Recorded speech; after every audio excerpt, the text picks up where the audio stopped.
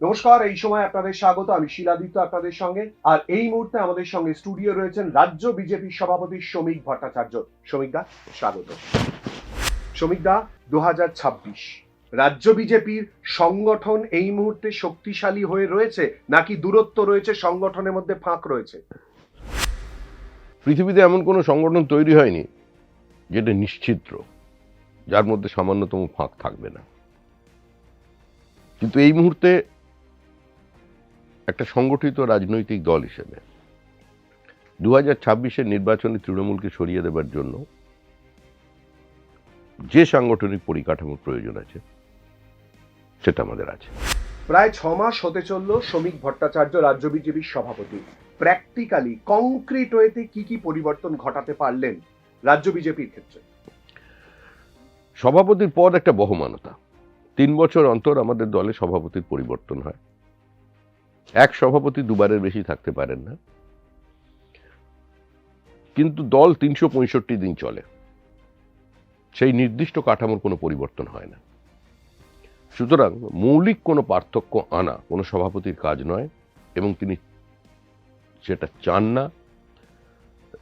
নতুন সভাপতি হওয়ার পরে কিছু পরিবর্তন হয়, সেই পরিবর্তনটা সম্পূর্ণই সাংগঠনিক পরিবর্তন এবং ভিতরের কিছু পরিকাঠামোগত পরিবর্তন। লক্ষ্মীর ভান্ডারের বিকল্প আদৌ কোনো ব্যবস্থা করতে পারলেন? আমি মনে করি যে বারবার লক্ষ্মীর ভাণ্ডারটা ব্যবহার করা বা যেভাবে এটা উপস্থাপিত হচ্ছে, মানে চায়ের দোকান থেকে পাড়ার খেলার মাঠ, সব জায়গায় একটা কথা চলে যে মহিলারা মমতা বন্দ্যোপাধ্যায়ের সঙ্গে, কারণ উনি লক্ষ্মীর ভাণ্ডার দিয়েছেন। আমার মনে হয় সামগ্রিকভাবে এটা মহিলাদেরই অপমানিত করা হচ্ছে। একটা মানবিক মুখ নিয়ে কোনো রাজনৈতিক কর্মী কথা বলতে পারেন না। কারণ দেখুন, যদি লক্ষ্মীর ভাণ্ডার পুরো রাজনৈতিক পট পরিবর্তন করে ফেলতে পারত, তাহলে এত প্রতিকূলতা, বিপরীত পরিস্থিতি, একজন অসুররূপী মানুষকে রাজ্য নির্বাচন কমিশনার বানিয়ে দেবার পরেও, বিডিওদের দিয়ে ভোট লুট করানোর পরেও 11,000 বেশি আসনে আমরা জিতেছি, আমরা পঞ্চায়েত তৈরি করেছি। এই মানুষগুলো বা এই মহিলারা কিন্তু 1,000 টাকা কিংবা 1200 টাকা পেয়েছেন, তাহলে আমরা জিতলাম কি করে? তাহলে তো এবং আমরা যে 11,000 আসনে জিতেছি, 11,000-এর বেশি আসনে, তার 60% কিন্তু মহিলা। তারাও কিন্তু লক্ষ্মীর ভাণ্ডার পেয়েছেন। যদি সন্দেশখালী, যেহেতু বহু চর্চিত হয়ে গেছে এখন নাম ধরি, তো সন্দেশখালীতে তো অধিকাংশ মহিলা 1200 টাকা করে পেয়েছেন। মানে ওখানে এসটি সংখ্যা বেশি, তো সেখানে বিজেপি জিতছে কি করে? তাও তো পুরো ভোট আমরা করাতে পারিনি। আমাদের যারা কোর বিজেপি, যারা ওখানে সমিতি চালিয়েছে, তারা এখনো তো এলাকা ছাড়া, ভিন রাজ্যের পরিযায়ী শ্রমিক। আমি দিল্লিতে একটা গেস্ট হাউসে ছিলাম, একটি ছেলে হঠাৎ এসে দেখলাম আমাকে প্রণাম করলো। তো আমি কাউকে পায়ে হাত দিয়ে দিলাম, কি ব্যাপার?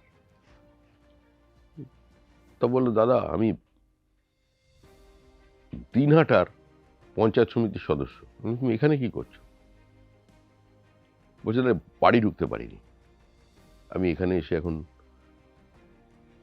এই চা জল দেওয়ার কাজ করছি। এই পরিস্থিতির মধ্যে আমাদের নির্বাচন করতে হয়েছে।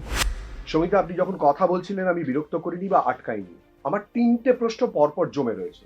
প্রশ্ন 1, লক্ষ্মীর ভান্ডারকে কি আপনি অস্বীকার করতে পারেন? প্রশ্ন 2, আপনি বললেন লক্ষ্মীর ভান্ডার মহিলাদেরই কার্যত অসম্মান। এত বড় কথা বলছেন আপনি, যে লক্ষ্মীর ভান্ডার নির্বাচনে সব থেকে বড় ইস্যু হয়ে গেল। প্রশ্ন 3, আপনি বলছেন বিজেপিতে কি বিচ্যুতি নেই? বিজেপি থেকে নানান বিষয় নিয়ে প্রশ্ন ওঠে না? Regimented party BJP. আমি সামগ্রিক বিজেপি নিয়ে কোনো কথা বলিনি। আমি বলেছি, একটা দল চালাতে গেলে, একটা দল চললে ছোট দু একটা ঘটনা ঘটে, মুখ্যমন্ত্রীর মতো ছোট্ট ঘটনা নয়, ছোট দু একটি ক্ষেত্রে বিচ্যুতি হতে পারে।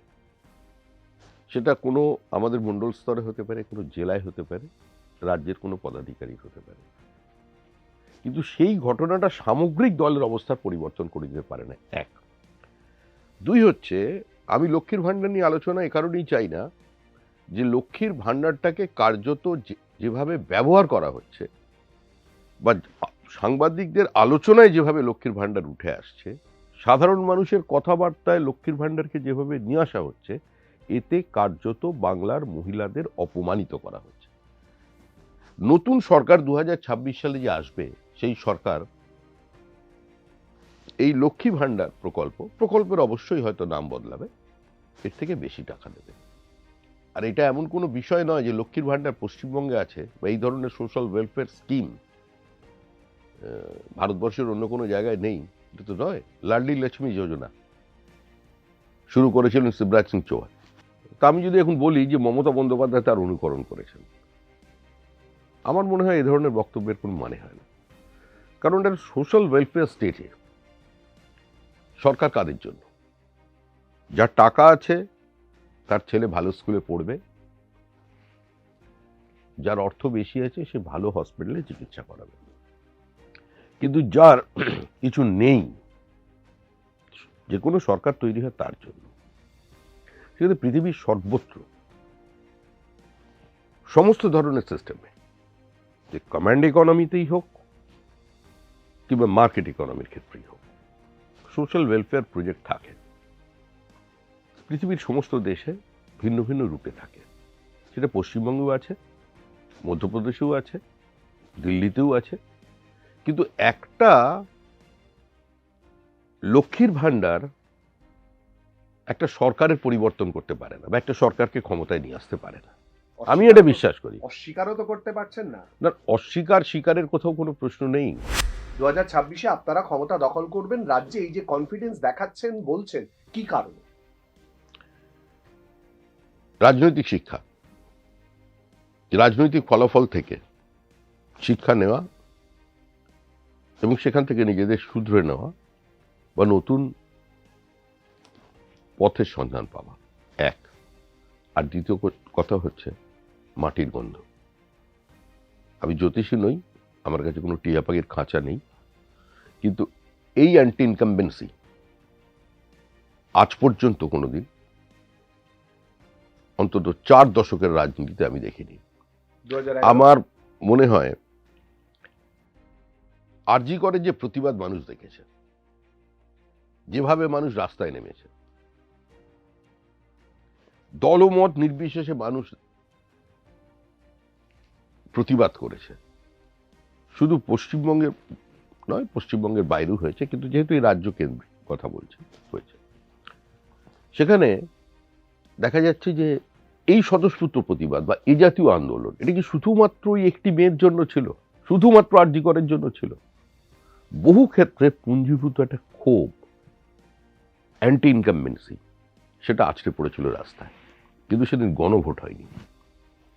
গণভোটটা কোথায় হয়ে গেল? গণভোট হয়ে গেল যুব ভারতী ক্রীড়াঙ্গনে। এটা অত্যন্ত দুর্ভাগ্যের, এবং এটা পশ্চিমবঙ্গের জন্য একটা লজ্জার বিষয়। এটা গোটা স্টেডিয়াম জুড়ে এই তরুণ প্রজন্ম, যাদের খেপিয়ে দেওয়ার চেষ্টা হচ্ছিল, জেনজি, তারা চোর চোর বলে চিৎকার করছে। এটা কি কাম্য ছিল? প্রত্যেকটা পদক্ষেপে এই সরকার ব্যর্থ হয়ে গেছে। 2026-এ আপনারা কটা আসন পাবেন? 2026-এ বিধানসভা নির্বাচনে আপনারা কটা আসন? আমরা কমফোর্টেবল মেজরিটি পাবো। আমাদের কোনো দল থেকে লোক নিতে হবে না। তৃণমূল তো জিতবেন কিছু আসনে, তাদের থেকে নিতে হবে না। আমরা আমাদের মতো করে নিজেদের সরকার তৈরি করব। এই মুহূর্তে যে ইস্যুগুলো সামনে 2026-এর পরিপ্রেক্ষিতে, যা নিয়ে দুর্নীতিকে কেন্দ্র করে গত 5 বছর ধরে আপনারা বারবার রাজ্যের শাসক দলের বিরুদ্ধে সরব হয়েছেন। জো জিতা ওহি সিকান্দার। তৃণমূলের ভোট ব্যাংক অটুট। দুর্নীতি ইস্যু নিয়ে চেঁচামেচি তাহলে কাজে এলো না? তৃণমূলের ভোট ব্যাংক অটুট কিনা সেটা প্রমাণ হবে 2026 সালে। শুধু ভোটে জিতলেই দুর্নীতি হয়নি এটা প্রতিষ্ঠিত করে দেওয়া যায় না। চাকরি বিক্রি হয়েছে, মেধা প্রতারিত হয়েছে, যোগ্য অযোগ্য স্বীকার করা হয়েছে। এই ওয়েমার্কশিটটা কোথায় গেল? এটা মানুষ খুঁজছে। মুখ্যমন্ত্রী যে ওই স্পিকারের টেবিলে ছুঁড়ে ফেলেছিলেন কাগজগুলো, বলেছে সিপিএম সমস্ত অনুপ্রবেশকারী বাংলাদেশিদের নাম এই ভোটার লিস্টে ঢুকিয়ে দিয়েছে। সেই কাগজের তার কোনো কপি আছে তৃণমূল কংগ্রেসের কাছে? আমরা তো ওটা খোঁজাখুঁজি করছি পার্লামেন্টে, যেটা কোথায় এসআইআর এ কাজে লাগতো। মুখ্যমন্ত্রীর কাছে লিস্ট ছিল, একবার বলছেন না তো। তারপরে তো তিনি ভোটে জিতেছিলেন। ভোটে জিতলে সমস্ত সমস্যার সমাধান হয়ে যায়। 34 বছর সিপিআইএম তো ভোটে জিতেছিল, সেটি তো উনি বলেছিলেন যে কিভাবে সিপিএম ভোটে ইস্যুটাকে কেন্দ্র করে তো আপনারা কম রাস্তায় নামেননি, কম কথা বলেননি। সুতরাং সেই ইস্যু যে সামনে এলো না, জনগণ যে ভোট দিলেন 2021 পরবর্তী অধ্যায় 2024-এও যে ছবি দেখা গেল, তার সেই জায়গাটা কি অস্বীকার করতে পারেন? আমি এই মুহূর্তে পুরোপুরি এই প্রশ্নের উত্তর দেব না। আরেকটু অপেক্ষা করুন, বছর দেড়েক পরে প্রকৃত তথ্য মানুষের সামনে আসবে। আমি ঠিক কি বলতে চাইছি, যারা রাজনীতি বোঝেন, রাজনীতি করেন, তারা বুঝতে পারবে। এবারে আপনি নিজে যে প্রসঙ্গটা তুললেন, বার্নিং ইস্যু এই মুহূর্তে সব থেকে বেশি পরিমাণে, ইডি সিবিআই জুজু দেখিয়েও কোনো কাজে এলো না, তাই কি এসআইআর নিয়ে এত মাতামাতি করলেন? এসআইআর বন্ধ করে দিন না, সুপ্রিম কোর্টে যান, এসআইআর বন্ধ করে দিন। এখন যে ভোটার তালিকা আছে সেই ভোটার তালিকা রাখুন। ইসির অফিসকে বলুন আর কোনো কাজ করতে হবে না, ইডি সিবিআই অফিসের দরজায় তালা লাগিয়ে দিন। জিএসটি ইনকাম ট্যাক্সকে বলে দিন নোটিশ পাঠানো বন্ধ করতে। তারপরেও তৃণমূল কংগ্রেস হারবে। পৃথিবীর কোনো শক্তি নেই তৃণমূল কংগ্রেসকে টিকিয়ে রাখবে। তৃণমূল কংগ্রেস শেষ। মমতা বন্দ্যোপাধ্যায়কে মানুষ এবার বিশ্রামে পাঠাবেন। দীর্ঘ পথ অতিক্রম করে তিনি ক্লান্ত, পরিশ্রান্ত, তার পা ক্ষত বিক্ষত। আমরাও চাই তাকে প্রাসঙ্গিক রাখতে। তোমাকে চাইয়ের মতো আমরা ওনাকে চাই বিধানসভার মধ্যে, পদ্মপাতায় জলের মতো, ওয়েলের এই প্রান্ত থেকে ও প্রান্তে একজন বিরোধী নেত্রী হিসেবে দেখতে।